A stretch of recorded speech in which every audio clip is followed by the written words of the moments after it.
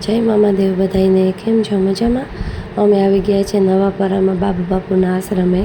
તો ત્યાં જો પ્રોગ્રામ છે એટલે કેટલી ભીડ છે. આ પ્રસાદી લેવા માટેની લાઈન છે. નવાપરામાં જે બાબુ બાપુનો આશ્રમ છે ત્યાં 4 દિવસનો પ્રોગ્રામ છે.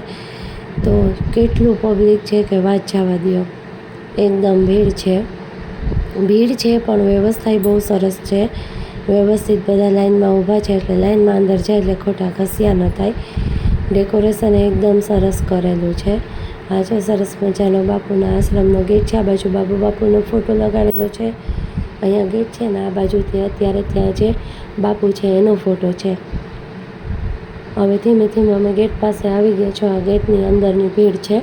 ઓલી બાજુ રામધૂન ચાલુ છે. આ બાજુ હજી બારે તો ક્યાંય સુધી લાઈન છે. પ્રસાદી કેટલા વાગ્યા સુધી ચાલશે.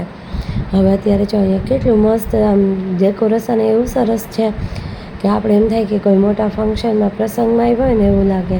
પણ આ આશ્રમનું ડેકોરેશન છે એકદમ સરસ મજાનું ડેકોરેશન કર્યું. અને અહીંયા જો એક બાજુ રામધૂન ચાલુ છે. જે પ્રસાદી લઈ લે પછી ધૂનમાં બેસી જાય. એટલે એક બાજુ રામધૂન ચાલુ છે ને આ બાજુ પ્રસાદી ચાલુ છે. લેડીઝ અને જેન્ટ્સની બેયની લાઈન અલગ છે. અલગ અલગ લાઈનમાં બે લોકોની પ્રસાદ. જેન્ટ્સની લાઈન ઓછી છે, લેડીઝની લાઈન વધારે છે.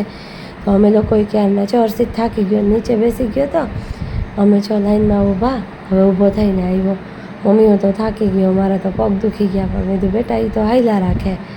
હવે જો આ કેટલી બધી લેડીઝો અહીંયા થાળી લઈને આ બાજુ જ્યાં જગ્યા મળે ત્યાં પ્રસાદી લેવા બેસી જાય. અમારો વારો આવી ગયો છે. સરસ કેવી મજાની પ્રસાદી છે.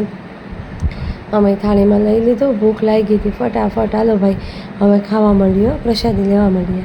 આ છે ત્યાં શિવશંકર મહાદેવનું મંદિર છે. પાછળ બાબુ બાપુની મૂર્તિ છે. તો આ છે સરસ મજાનો શિવશક્તિ આશ્રમ.